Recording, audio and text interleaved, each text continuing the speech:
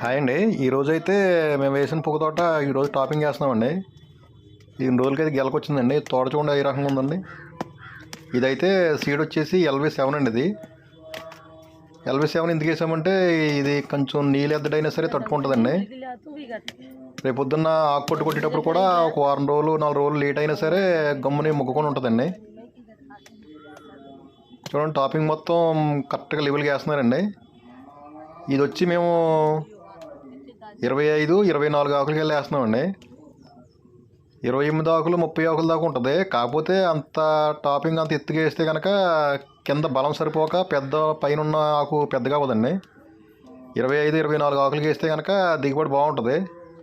మనం ఉంది కదా అని ఎత్తుకేస్తే రేపు పొద్దున్న ఆకుట్లు కూడా ఎక్కువ కొట్టవలసి వస్తుంది. అదే కొంచెం కురసగేసుకుంటే రేపు పొద్దున్న లేబర్ ఛార్జ్ కూడా తక్కువ అవుతుందండి.